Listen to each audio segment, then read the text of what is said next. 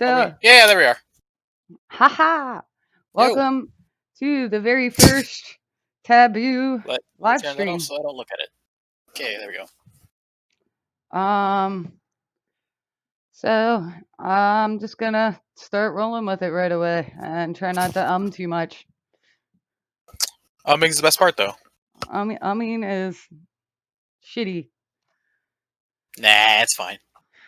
All right, so yesterday or not yesterday, Sunday night, I believe, on the 13th, um, this guy in my town, um, just gonna end up umming a lot.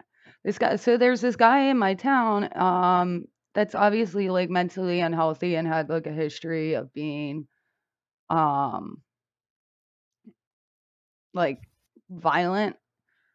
Um, and so his mother called, or his sister, I believe, called the police and had a police officer come, and you can actually look up the body cam footage, which I sent you already.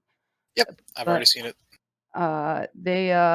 the officer, like, he jumped out of, in the video you can see like the guy like jumps out of the doorway and has like a knife, and he starts like chasing this officer, and the officer starts like booking it, but turns off over his shoulder and just like shoots this kid 4 times, and like the first shot he was like down already, but continued to shoot him.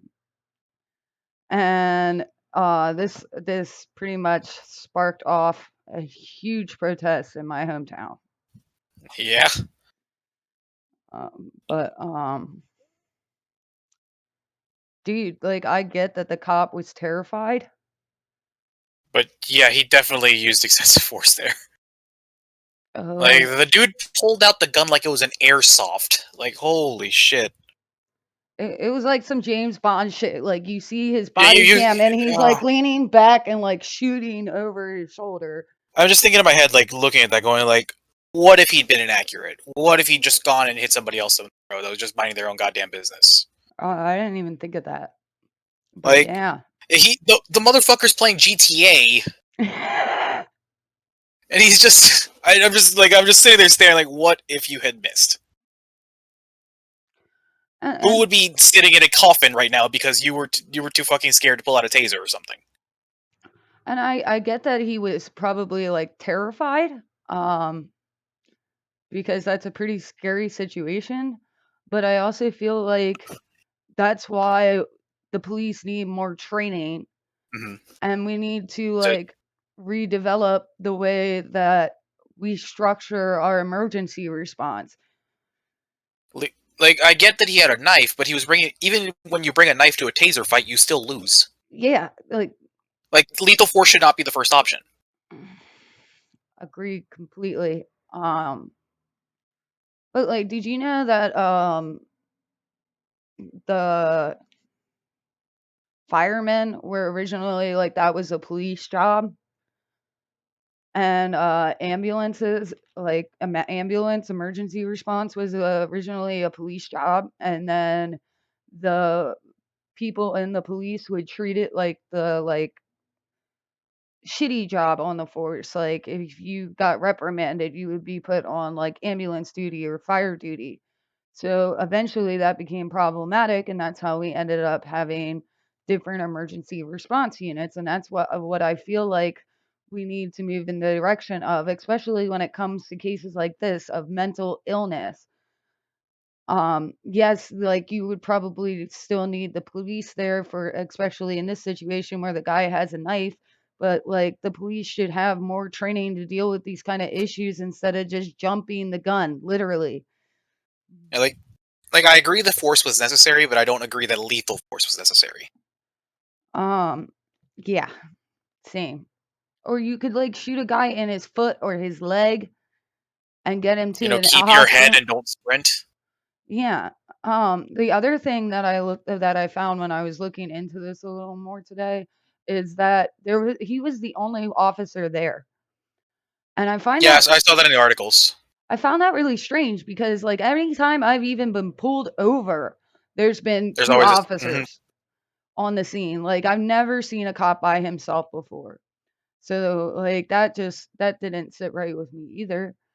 Um, but to keep it moving on, so the next day, Lancaster actually surprised me after George Floyd's death because we had a huge, huge protest for weeks and weeks. People came out in like such strong numbers. I remember in the first 2 days of protest, we were marching down the street and we were blocking off at least a mile of like just like packed side by side with like people from Lancaster protesting for Black Lives Matter and ACAB and so on and so forth.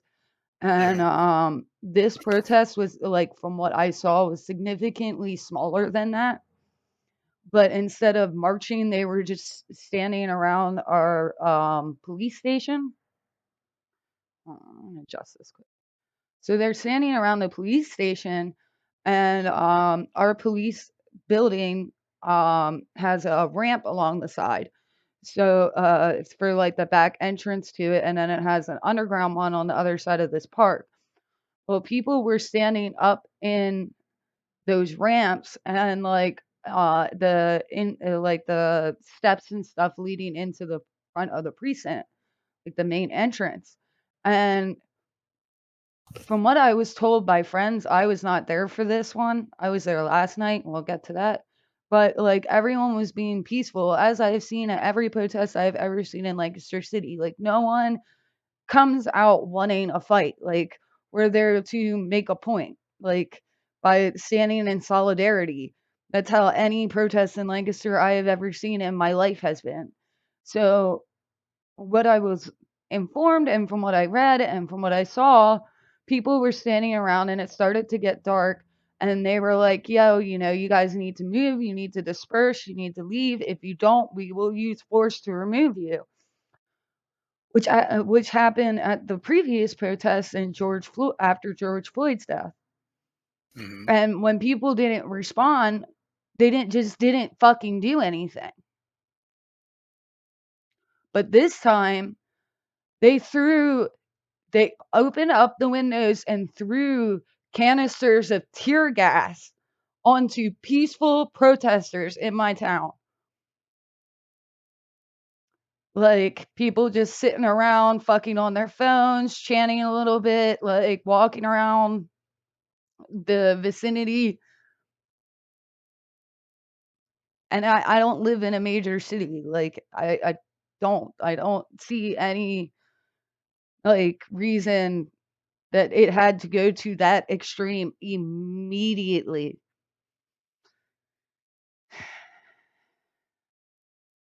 And like, I don't see a reason why peaceful protest requires that severe of a response. This thing, tear gas would be a war crime. Like, any other country in the world, it would be. Oh my god, it's one of those things that I just find frankly despicable. Same. That we just go to that extreme immediately.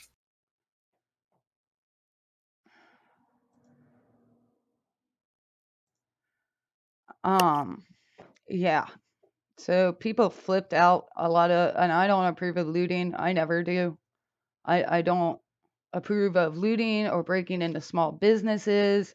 And like if you're gonna be destructive to city property to prove your point because you're trying to prove your point to the city, not Yeah. to other citizens of the city and their small businesses, which Lancaster has a lot of them.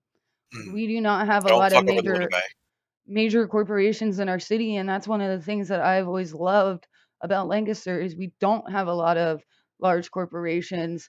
You know, we have like tons of small coffee shops, small bookstores. We even have a vinyl record store. We have art galleries that are small owned.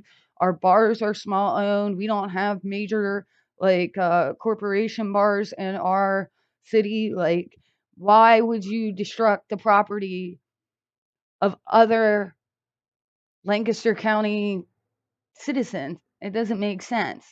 Mm. But so they lit dumpsters on fire and everything. So then fast forward because I want to wrap this up pretty quick and get to the end. But so last night I went out because I am first aid certified. Um, and I just wanted to see if anything is going to pop up again, if I could help.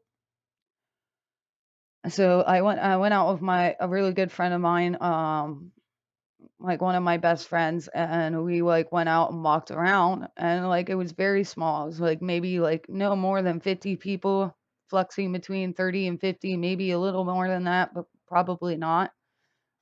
Very small group. Like there was a few chants, but most people were just like standing around, talking to each other, discussing what happened yesterday. And the police were like on the roof and like peeking around the corner of the back, which is like fenced in, so you can't see back there. And so me and my buddy went to leave to go change clothes and he needed to put on something a little smarter. And He was in shorts, right? yeah, he was in shorts and a t-shirt. Oh, that's a great plan. I like it. I like it. I'm It's a good like, strat. bro, you should probably change clothes there, friend. See, if Um, you look like an easy target, they won't hit you. It's a really weird element of physics. that might have been what he was going for. So, anyway, so we go to leave and walk down this alleyway that's next to the precinct building, and we're walking down, and he's like, "Oh, look over your shoulder." Well, there's this business parking lot at the back of the police station where the fence doesn't have like sliders in it, so you can actually Hmm. see through. So you see what's going on inside. And we're looking through it, and we can see at least 20 officers standing in back in full riot gear, like marching back and forth in circles. And so I can see where this is going. I go to take a picture to kind of send to let people know what's going on that we just found. And they shined a flashlight at me, so I couldn't take the picture because I guess they saw us. And we're like, all right, whatever. And we continue walking. And there's a drone floating above us in between the buildings that followed us almost 3 blocks down the street. So, and then there was this happened again, and we went to leave to just leave, and we saw cop cars and undercover cars coming out with like two, three, four cops in them and taking off in like all different directions. We saw people get dragged off the street, just pulled in, like handcuffed and dragged into the back of undercover vehicles. Um, Later, after I had gotten home, my buddy called me and told me about how he had gone back out and was, walking away from it, and there was a guy behind him, and these cars came up and cut them off. Grabbed the guy behind him, and my buddy only got away because he had a skateboard.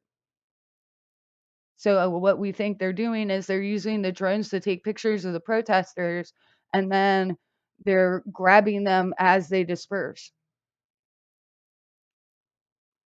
And they've set the bail for all the protesters that were caught yesterday at $1 million. Is Uh, that that I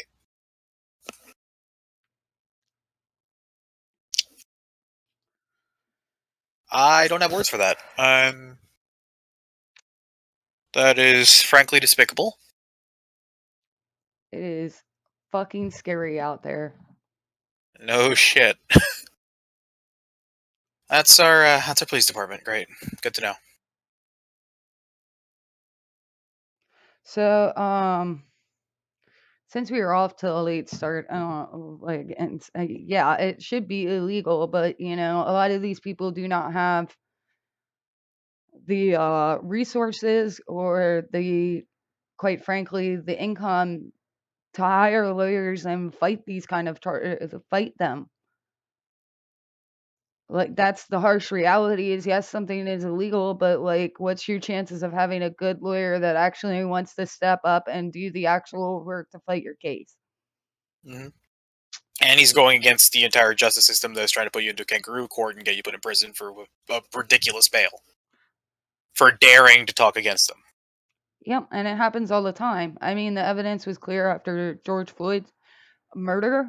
I mean, it was obvious that the man was murdered. There was so much video, there was so much evidence, and the coroner coroner. tried to say, the coroner tried to say that he died of natural causes or of a medical condition before he died of lack of air. But all right, let's wrap this part up, and I'm sure Van's got a couple lovely things to say about current events and protesting right now. So let's cut to him, yeah, if you're good with it. I'm fine. All right. It's your show.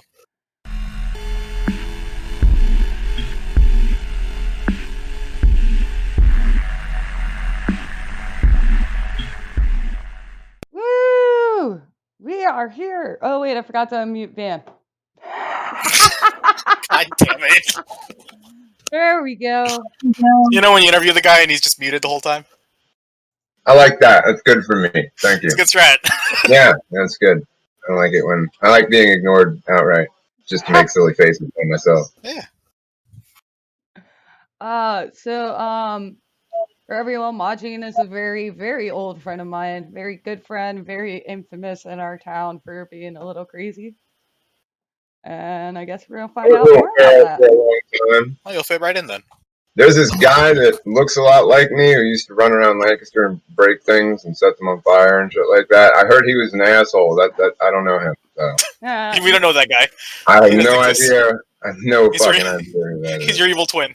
Yeah. Well, I don't. Yeah. Yep. So, Van, how do you feel about some of the stuff we were just talking about? Oh, you mean the cop who shot an autistic person because they were scared? Yes. That guy? Yeah, that guy. Yeah, I feel like that person's, a coward with a badge, like so many other people who make the choice to join America's largest state-sponsored gang. That would be probably my simplest statement on that. Other than that, I think that, like, a great example is there was a sensitivity officer in, I think, like San Jose, California some years ago. It might have actually been earlier this year. I think it was in the early George Floyd protests. No, he was a sensitivity officer. In fact, I believe he was a racial sensitivity officer, ironically enough. Oh, I think I heard about this. And they shot at him. And the police force itself, during the protests, took the opportunity to turn their guns on their own dude and shoot him in the dick a bunch of times. Because that is the kind of feelings that police forces have towards racial sensitivity.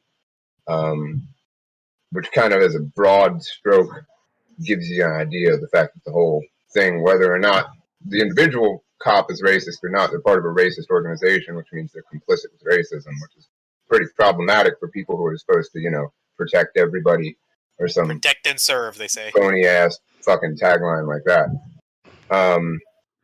In this situation, like, yeah, a dude was chasing him with a knife. I've been chased by a person with a knife. I did not kill that person. I continued to run. I had a giant knife on me. I could have turned around and stabbed him a whole bunch of times, but I didn't, because I really didn't feel like killing a crackhead that night, or maybe being stabbed or killed by one. So I just left.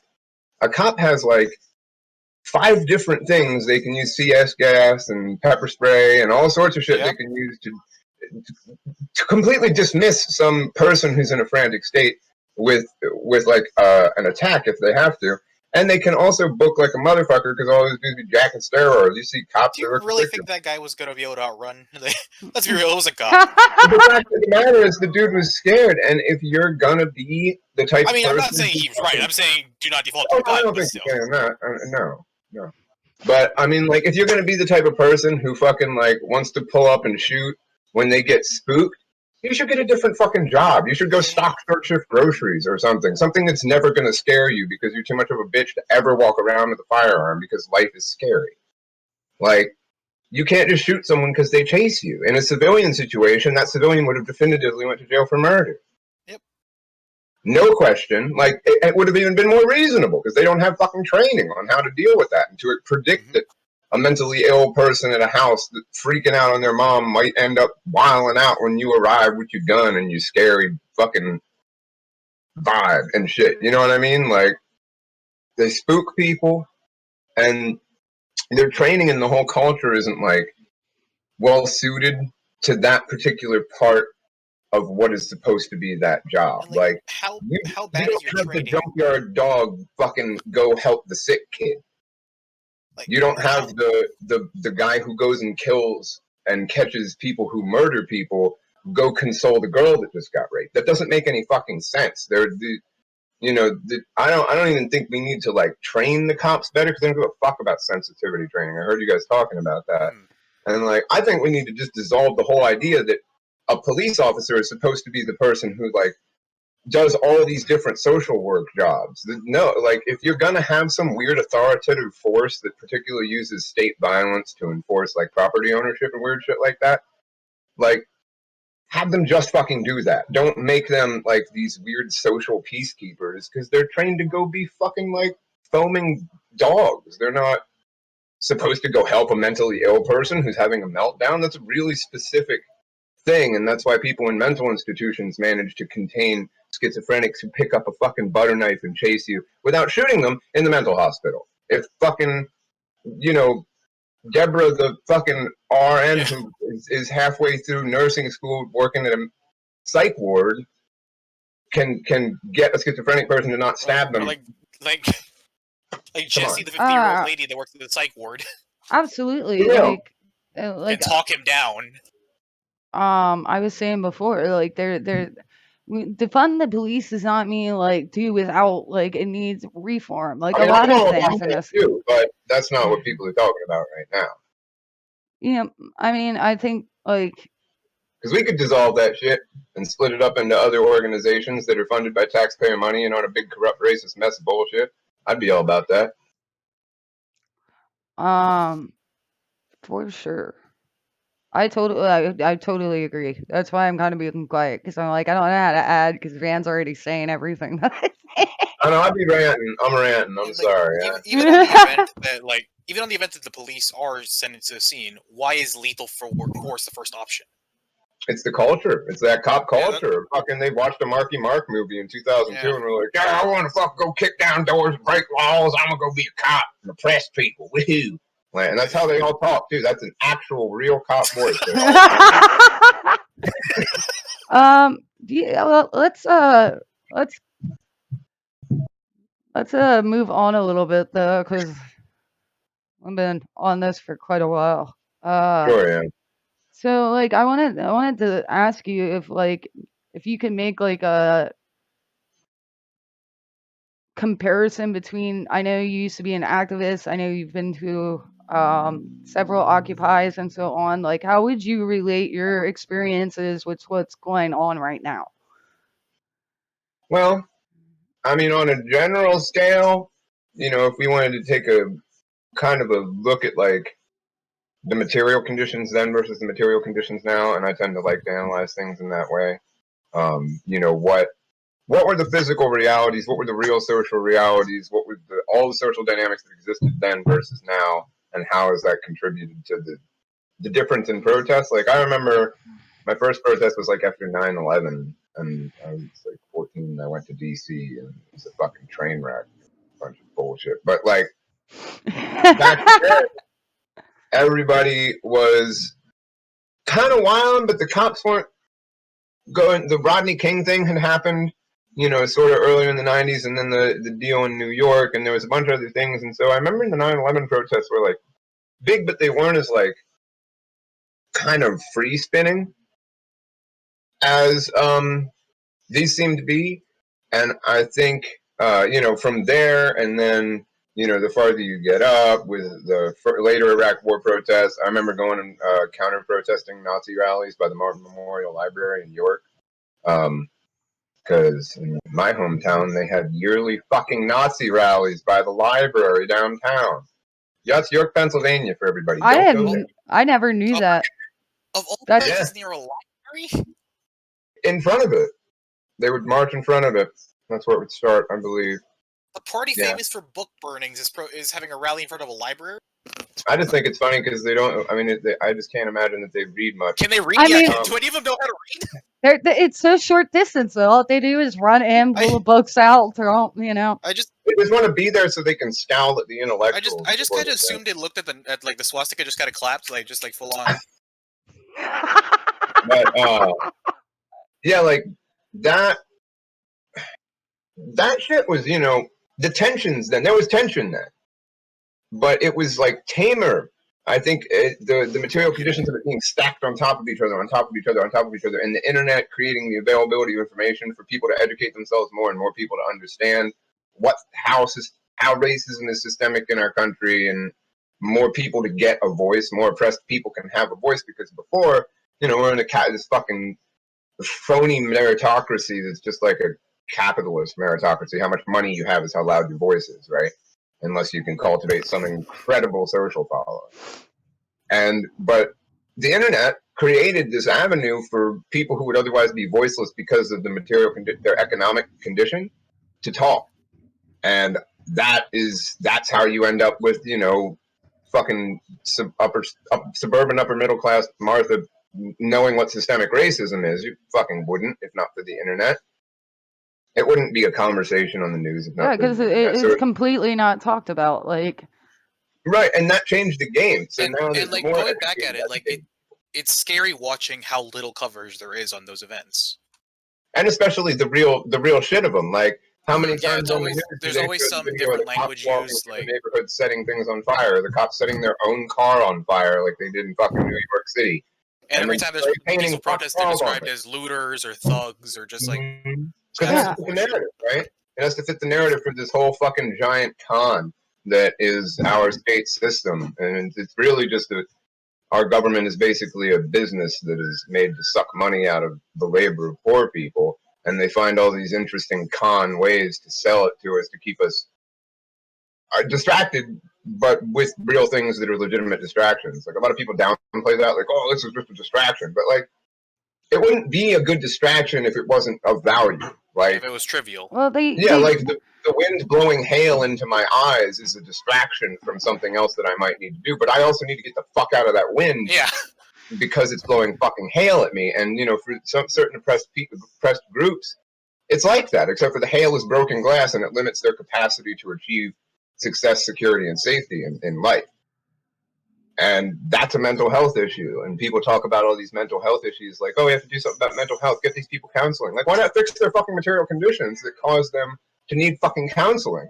And to develop those mental conditions. Yeah, but you don't want to do that because that's not profitable. Well, it was like when we abolished slavery, and they're like, oh, well, what are you going to do? Who's going to do all the work if we don't have any slaves? Well, this is how the work gets done. Everybody's a slave in America.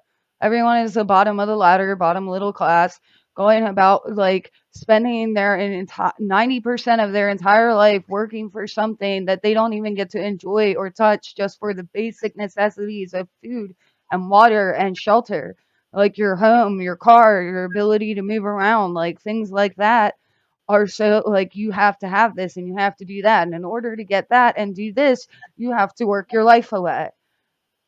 Yep, and that's how they sell this bullshit commodity economy too, where they have everybody convinced that they need to.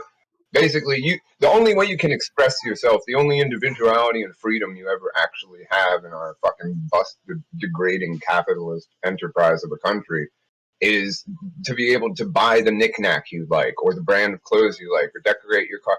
Find this thing you can pay to make you, and then that's you.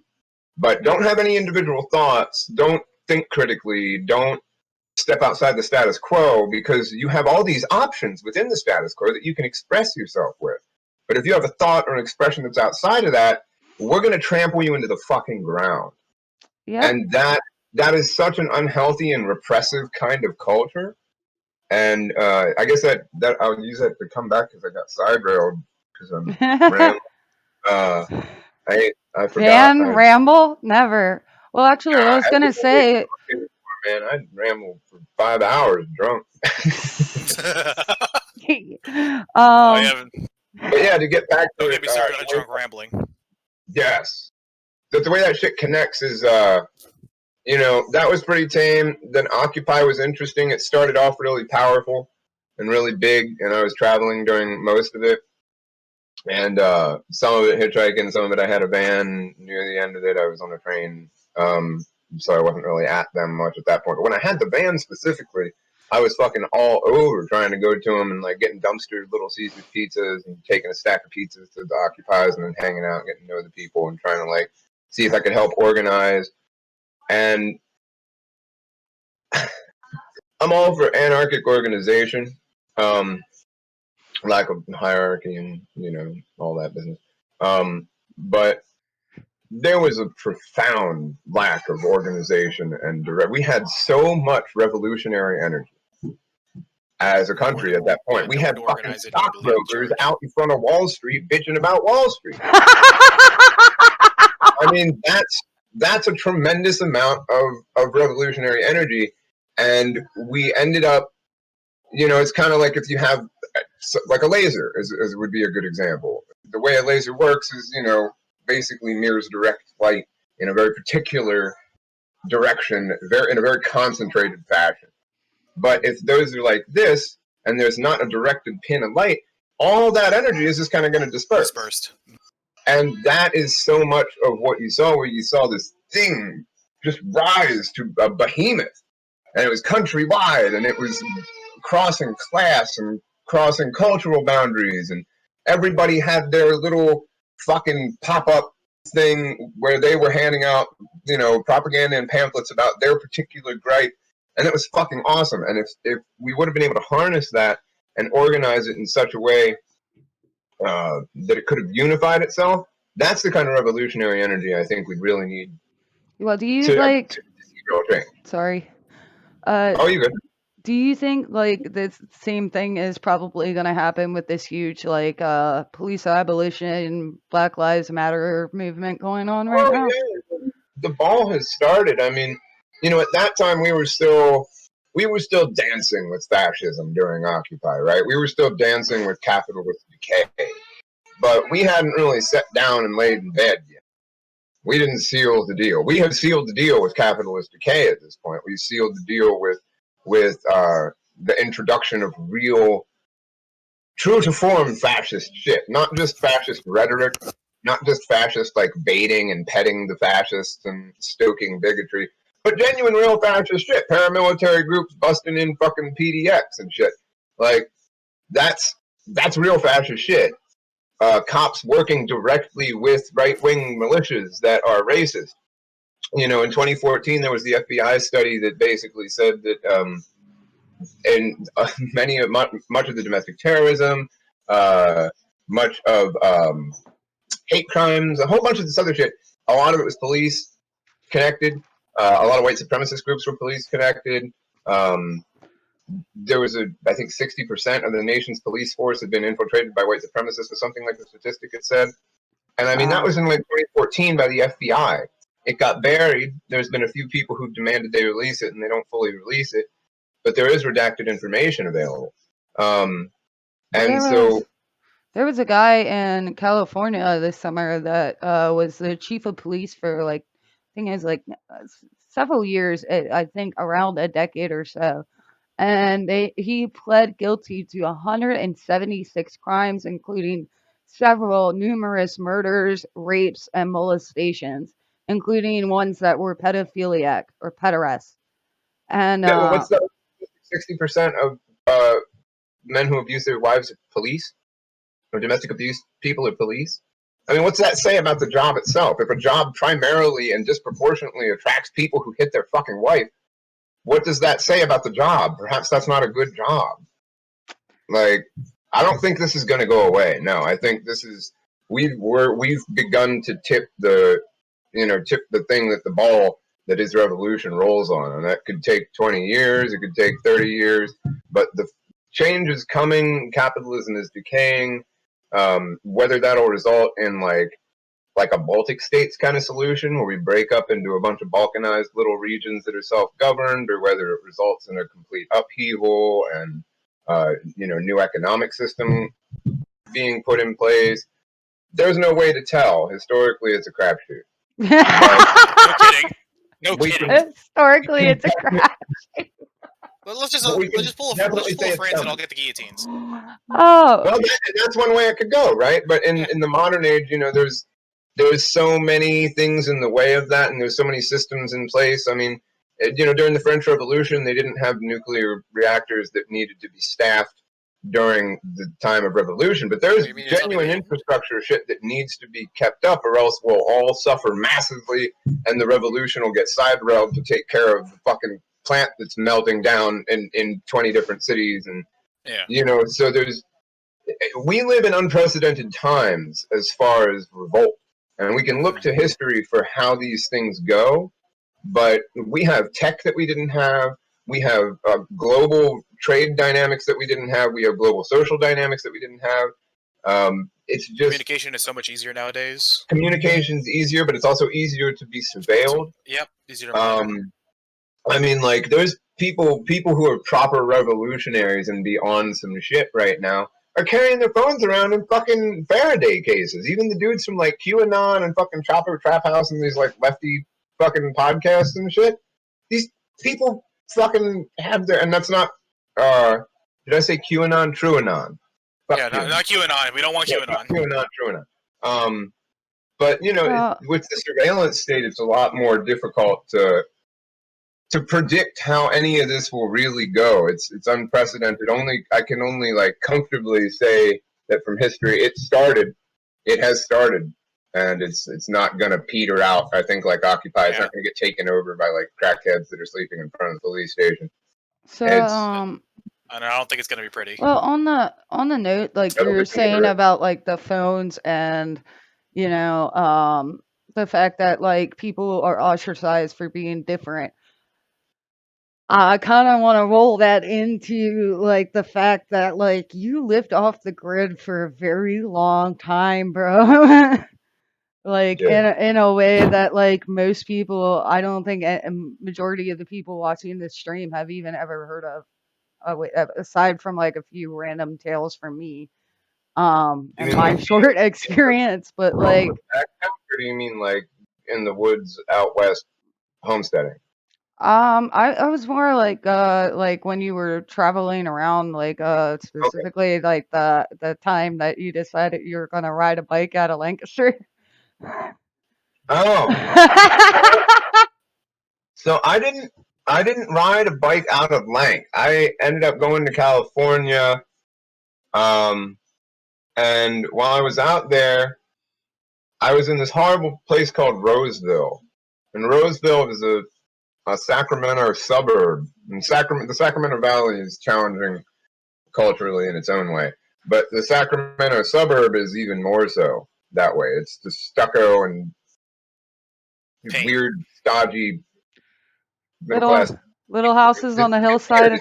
Yeah, it's super ticky-tacky Stepford wife shit. It's weird. I don't like it. And it was like crushing my soul. And so some friends of mine had ridden their bikes from Rochester, New York and they were going to ride to Seattle. And I found a bike that was rather fucked up and was like, oh, I'll ride to Seattle with you. And I had just gotten my teeth taken out because I had them busted ass, sharp, snaggle ass teeth that I had back in the day. Yeah, I remember. And the level of fucked that my teeth were had started to like infect my brain and was genuinely hurting me and making me like twitch, and it busted me. If you let your teeth go bad enough, they'll make you like straight up lose your whole mind. And so I had just gotten them like a month prior, and then I decided that I should ride a bike after that with my face still all like all swole up and shit. And I tried to do that, and I ended up riding my bike about 400 miles with them. And these guys fucking trucked, man. They went like 20 to 40 miles a day. I'd never been to Damn. in the California heat. I was fucking dying, man. There were so many times I'd be riding up a hill fucking cussing the whole time. God, fucking leg. You're a busted ass bike too. And it was busted, yeah. So it was busted. We rode it all the way to Sacramento, busted as shit and rusty. It was like bad gears and a crank that would like jump half the time. God, and like. And then we went to the Sacramento bike kitchen and fixed it up as best as possible. But it still had like mountain bike tires on it. It wasn't like a road bike. It was a mountain bike with like 12 Oh god, speed. and going on roads with a mountain bike is a fucking pain in the ass. I didn't know that was a thing, but yeah, the tires make a huge That difference. does matter. Like that's very relevant. You And I didn't didn't know have there were a- different types of bikes? Well, so when I was a kid, I did like BMX and street and flatland and shit, and then I had a mountain bike at various times over the course of my life, and then I had that thing. I didn't know road bikes were special. I like that you don't even call it a bike. It's just that thing. It was abomination. It was a piece of scrap metal with gears and wheels. That Eldritch Thor. It was the fucking Eldritch horror of a bike. That's right. Tentacles and all that shit, man. It was really fucked. But yeah, I had like wire panniers with like all my shit stuffed in them, my pack stuffed in them, and a fucking guitar strung across them, and like bottles of wine hanging out of it. I had some weird fucking picnic bag bungee corded to the front of the bike. It was a train wreck. I was woefully unprepared for what I had taken on, and my friends were super prepared. They just rode across the desert. They're happy as shit in their little bike clothes with their little, fucking aerodynamic helmets and like, I mean, I often used to think of how ridiculous the scene must have looked to other cyclists while we rode by them this way. Like, oh, here's two normal. What the fuck? Like, what? Oh my god! Let this guy on a bike. Yeah, my buddy told me I looked like a Hunter S. Thompson painting. It was absurd. But, yeah, so it was hard. And at a certain point, my bike finally broke. It broke a whole bunch of times along the way, and I learned how to, like, fix a bike that was in critically damaged shape more and more every day. But after, like, 2 weeks and, like, 400 miles, maybe it was longer than that. Maybe it was less time than that. I don't know. It was a long time. We were coming up a hill, and my one cable broke on my shifter, and we were like in the middle of shit all nowhere, California. And so I was just like, all right, well, there's this town that's a little bit ahead of us, and so I'll just hitchhike. I'll meet you guys in Seattle. I'm done with this fucking crazy bike. And So behind the shed, or no, I ended up leaving it at a grocery store. There's a little town, and I figured some hippie's gonna get this and be happy, and they'll order cables offline. And there's a bike, If anything, this is a Viking funeral. I think that thing did. I mean, I could have hucked it into the ocean. That would have been appropriate. But then that's not good. There's enough trash in the ocean. Yeah. But yeah, and then I wound up. He chucks it in the ocean. The whole ocean just turns black. Yeah, it just breaks the ocean entirely. Oh my god! All the seeds into the ground. A cursed fucking machine. Well, it's an Eldritch horror. You don't want to fuck with that. Oh, so then how long were you out, like, in California altogether? Altogether, well, I did that, and then I lived in a bunch of tiny weird structures in the woods, and did that super off the grid thing for a long time. Then I ended up being like a farm manager for a homestead for like 3 years. I started as the gardener, became the goat guy, and ended up, not like the owner obviously was the true manager, but he happened to be away a lot, and the other person who was a caretaker for the property left, and then I ended up sort of overseeing the whole ginormous operation on like a 7-acre homestead. And that's a lot of fucking doing. I don't recommend doing it alone. That's It's never getting more difficult alone than it is, even with one other person helping. Just splitting the work between two people on something as large as a 7-acre homestead with a 10,000 square foot garden, 2 greenhouses, 6 goats, a bunch of chickens, yada yada yada. So, were you? It's a lot to do. Sorry, go ahead. Yeah, like 5 or 6 years I was out there. Sorry, I side rail a lot. So it's cool. I know. I'm just trying to keep you on track. You know, That's a a great little job. a little bit. I got my I hands I like to full. imagine the train's just going off the fucking rails and Vic's just like. yeah, dude, I appreciate the effort. Keep trying. So, were you living at the homestead when you were diagnosed with cancer, or how did you find out? No. I got my first. It was my first like house, like a house thing, like not like a apartment or in somebody else's structure or in like some weird outbuilding in the woods, but like a fucking like house with like electric bills and shit. And like it was the first one that I had like in that way, so it was pretty cool. I'd like walk out into my living room and be pumped that I had a living room every day, like, oh yeah. Like, oh, this is great. This is my living room. Like, look, there's my shit on the wall. This is cool. Like, it just, after not ever having that, it was like, I'll never forget how it like gave me that weird, like, hippie be grateful for everything thing. And it's just like gratitude. Like, every day you walk out and you're like, oh, yeah, I have this giant space I could, like, do a cartwheel through naked if I wanted to. That's fucking great. Did you do a Like, cartwheel naked? I would not oh, be yeah. surprised. Yeah, dude. Yeah. Hell yeah, I did all sorts of wild shit in that house. I had so much fun.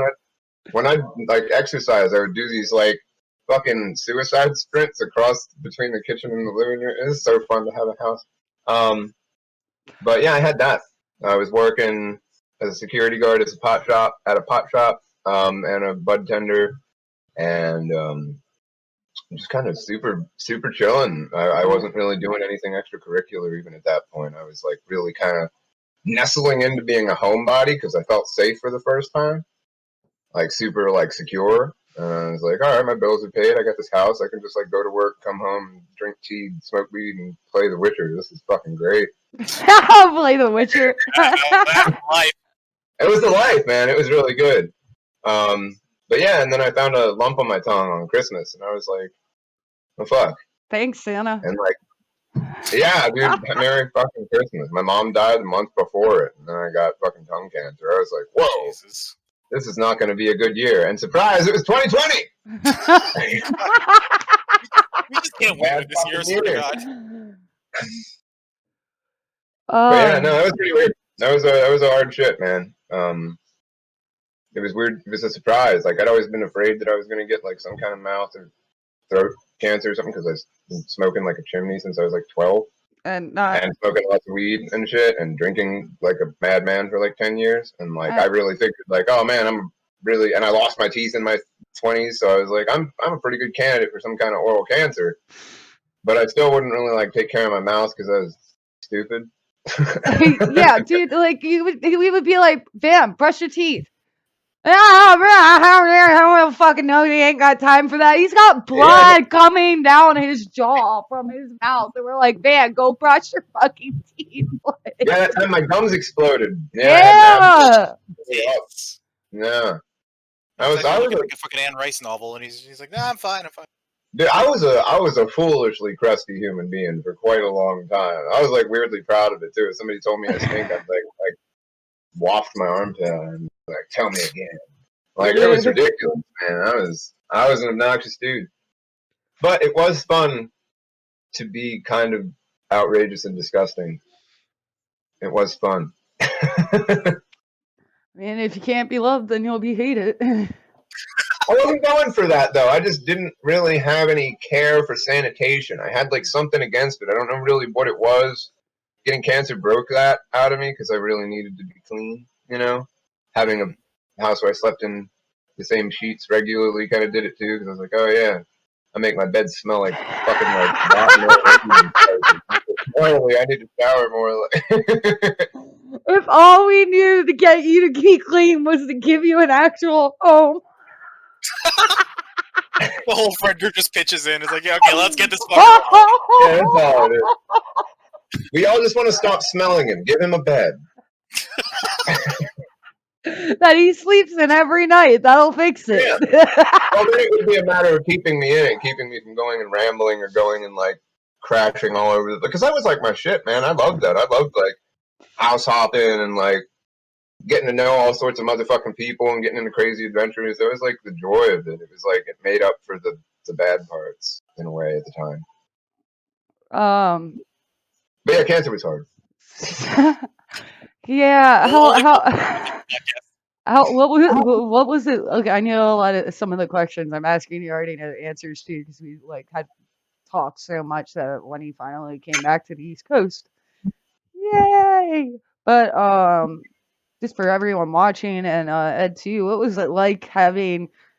What is it like having and recovering from cancer during COVID and some of the like struggles with you know? Frustrating.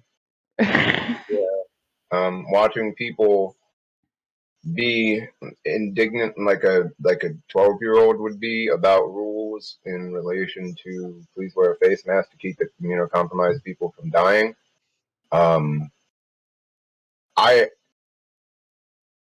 was so fucking mad for so long, to the point that I was like grilling people in San Francisco if they didn't have a mask on.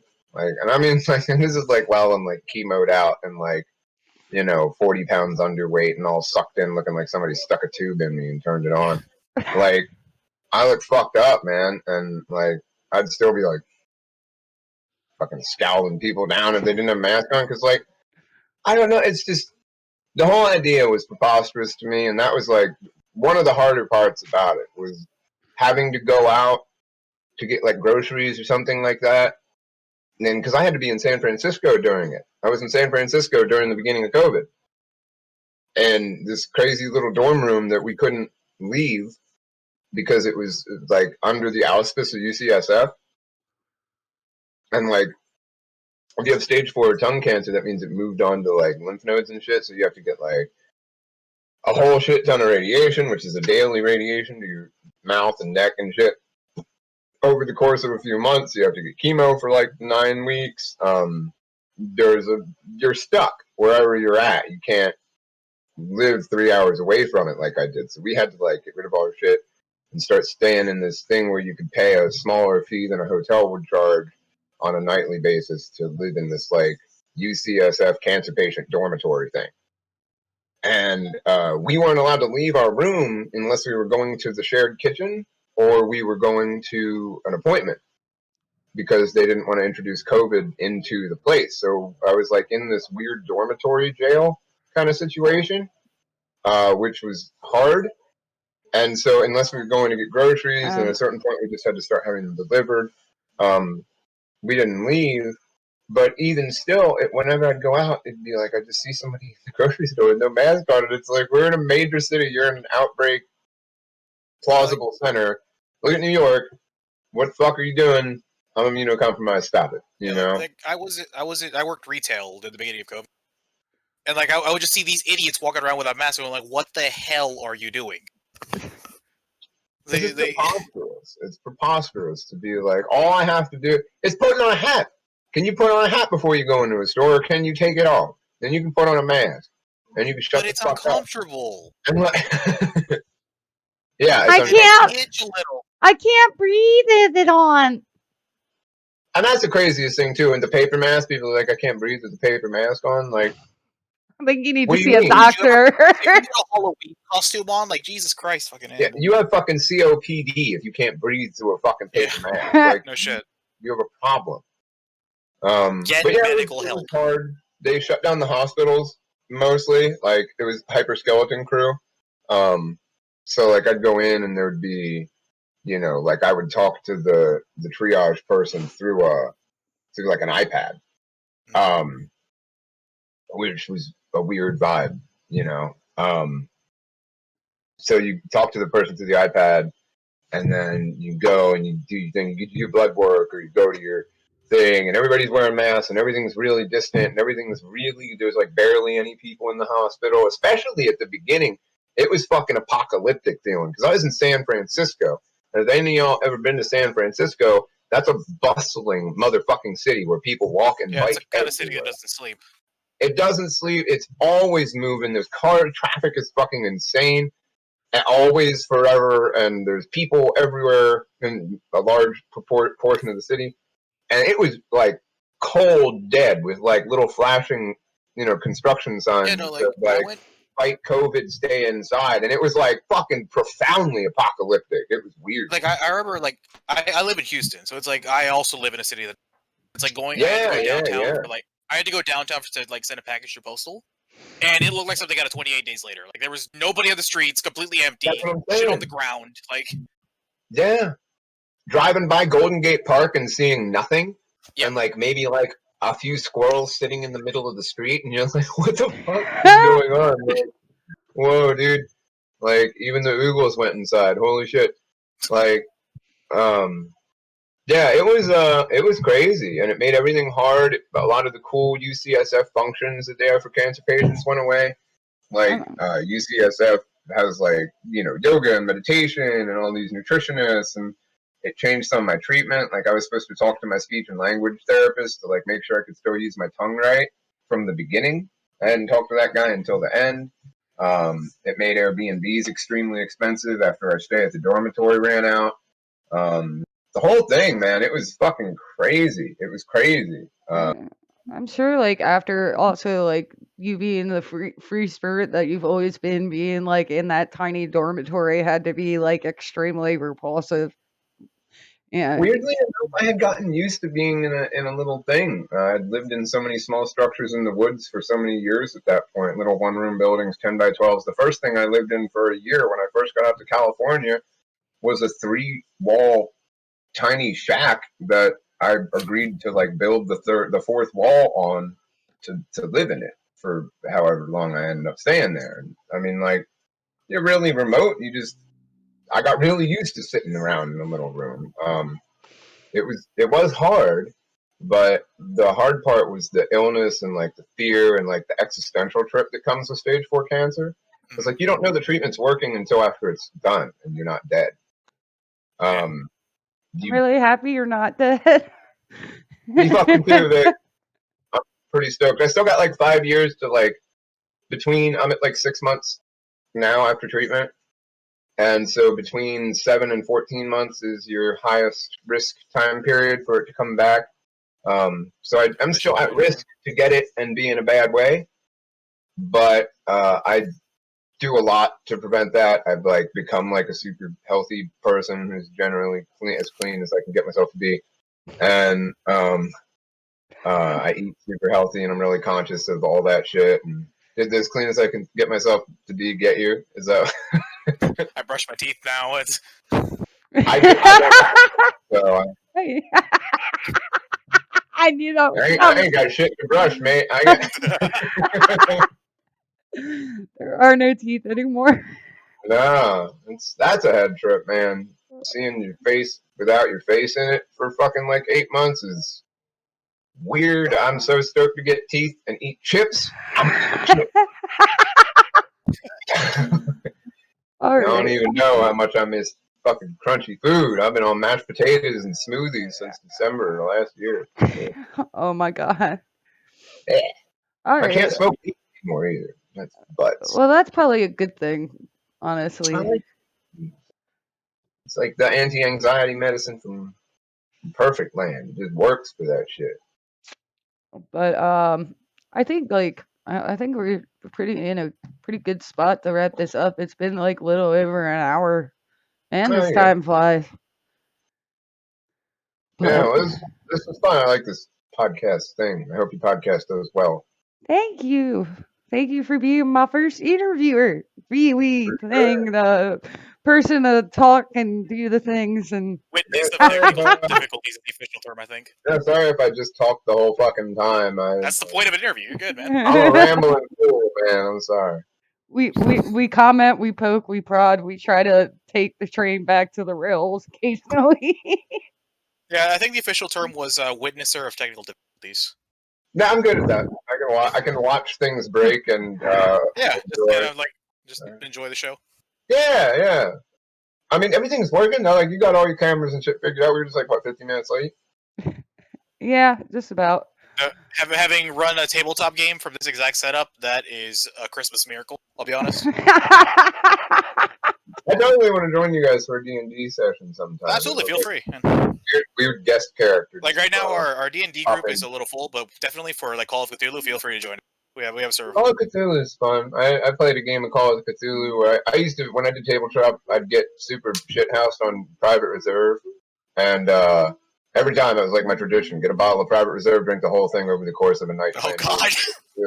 And I'd get fucking out of control and just harass people. Yeah. At a certain point in drunk, you stop giving a shit about congruency of the game and just want to like fuck with stuff because you're in this imaginary world.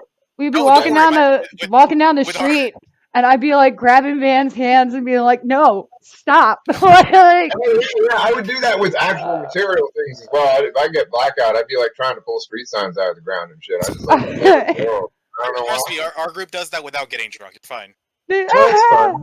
But yeah, I remember one time there was like some girl, it was a Cthulhu, and we were in some haunted ass fucking house thing, mansion or whatever, and the girl kept appearing in a mirror and like to give us tips on what the hell we were doing and like the direction the story was supposed to go. Like the DM effectively was using it as like a story progression tool.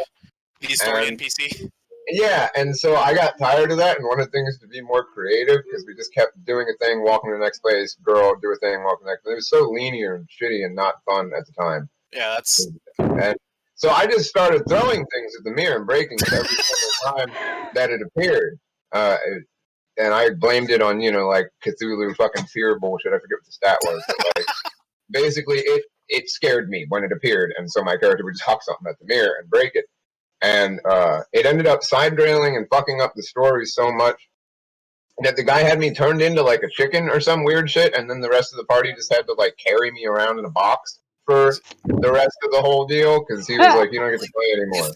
If the story gets so derailed by one character doing that, that's just lack of preparedness on the DM's part. That's what I'm saying. Yeah, I wanted it to be more interesting. I didn't want to ruin the these game. Fuckers. Like, let me tell you, I'm the DM for this group. These fuckers have done some weird shit, like, and I can still keep the shit going. Do you see what Teddy said? Yes, No. Teddy's one of our players. He plays a bear man, and he's just a hulking like pile of meat that just throws rocket buildings. Boulders, bro, boulders. Yeah. Quite literally made a new door. I forgot there was a chat room. Someone said, said Bane is daddy. I don't even know what that means. I am not your father. I do not. It's a kinky thing, man. It's a kinky thing. Do I have an illegitimate child that's found me?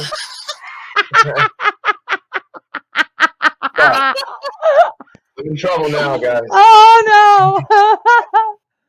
Oh no! I need to see that birth certificate. For real though, I'm not really sure what Bane is daddy means. I think it's on some millennial shit. I don't know, but it's a kink thing. Don't worry about it. Oh, it's a kink. Oh, it's like oh, I get it. Sure, yeah.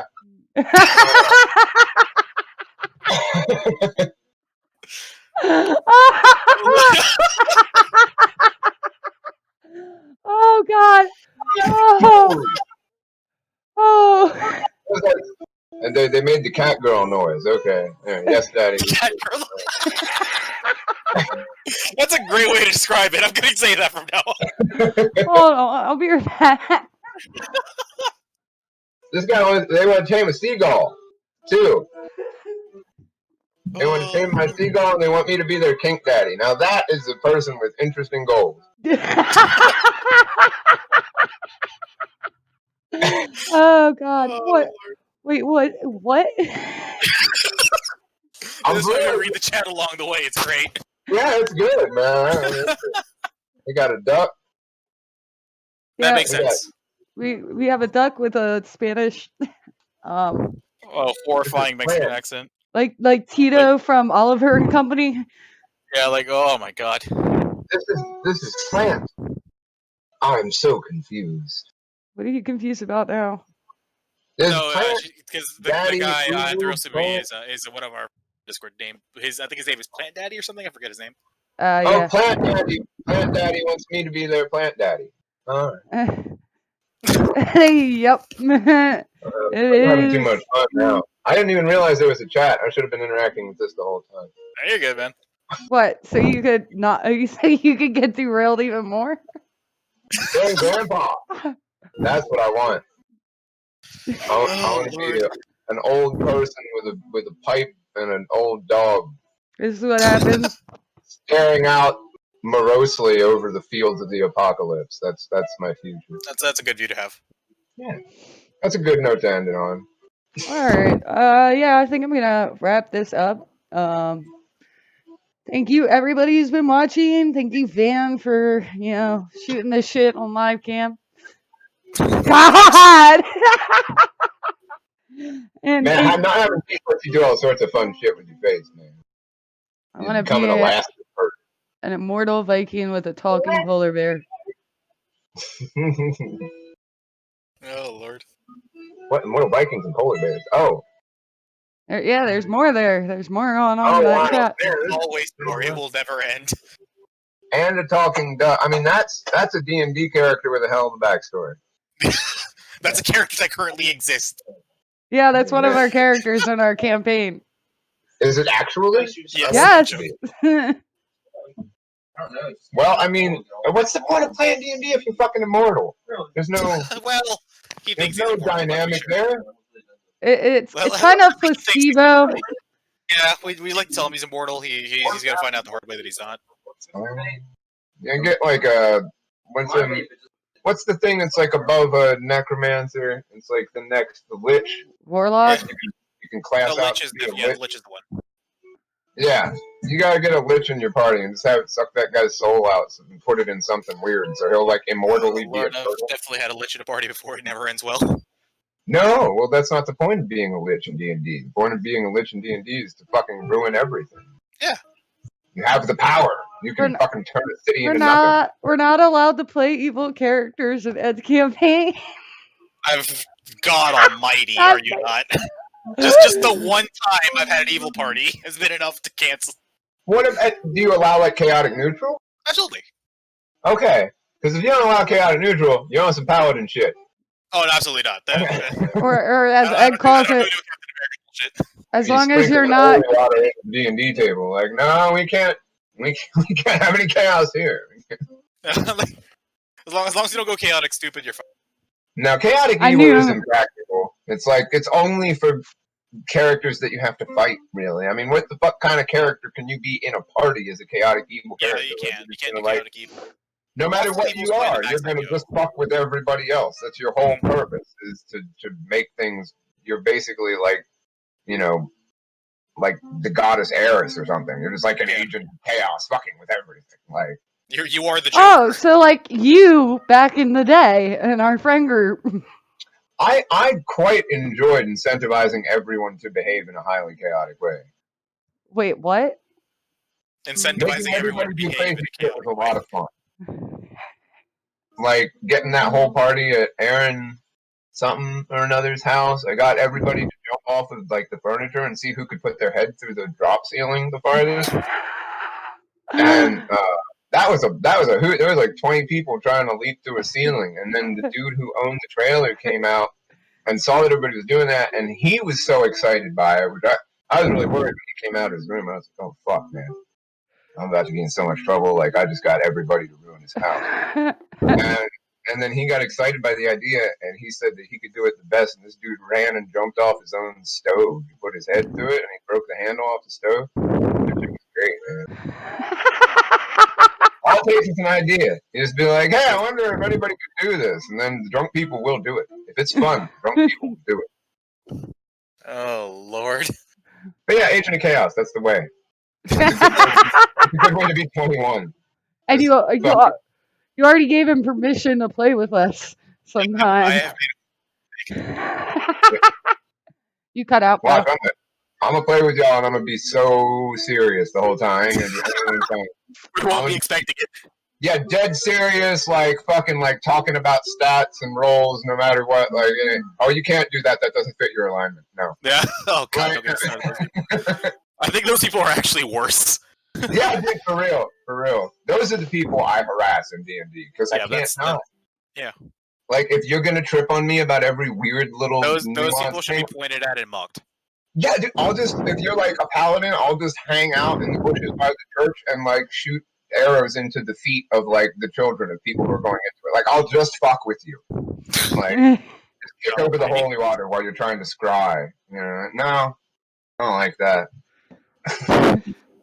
All right. We're gonna cut it here. Yeah, we're side railing as you. Yeah, we're gonna put the gently lift the train, put it on track, and say bye. Bye, everybody. Bye, everybody.